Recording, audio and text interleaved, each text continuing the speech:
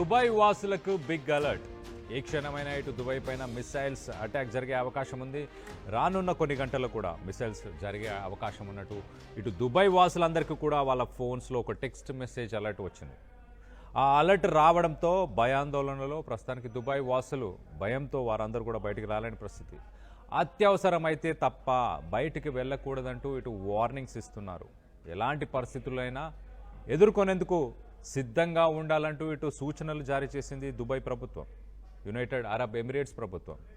ఇటు మిడిల్ ఈస్ట్లో యుద్ధం కారణంగా ఇటు విమానాల రాకపోకలు కూడా తీవ్ర అంతరాయానికి గురయ్యాయి.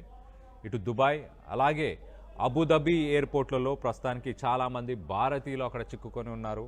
ఇటు దుబాయ్ అరబ్ ఎమిరేట్స్, ఇటు యునైటెడ్ అరబ్ ఎమిరేట్స్లోని కీలక ప్రాంతాలపైన ఇప్పటికే మిసైల్స్తో అటాక్ చేసింది ఇరాన్. ఇటు దుబాయ్లోని అమెరికా కాన్సులేట్ అలాగే ఇటు అబుదాబిలోని ఎయిర్ బేస్ని టార్గెట్ చేస్తూ అటు దాడులు నిర్వహించింది.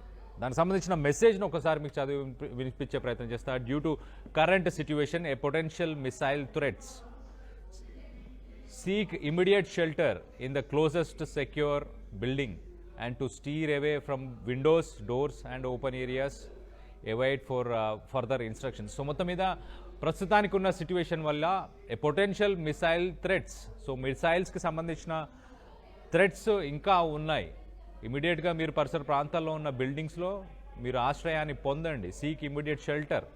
అలాగే to steer away from, so మొత్తానికి అయితే ఇటు విండోస్, డోర్స్ అలాగే ఓపెన్ ఏరియాస్ నుంచి దూరంగా ఉండండి. అక్కడ ఉండకుండా ఉండే ప్రయత్నం చేయండి. ఎక్కడైనా ఆశ్రయం తీసుకోండి అంటూ చెప్తున్నారు. అలాగే అవైట్ ఫర్ ఫర్దర్ ఇన్స్ట్రక్షన్స్, దాని తర్వాత దీనికి సంబంధించిన ఇన్స్ట్రక్షన్స్ని కూడా ఇటు ప్రభుత్వం జారీ చేస్తుంది. వాటిని ఫాలో చేయండి అంటూ మొత్తానికైతే ఇటు యునైటెడ్ అరబ్ ఎమిరేట్స్కి సంబంధించిన ప్రభుత్వం ఇచ్చిన మెసేజ్ని మనం చూస్తున్నాం.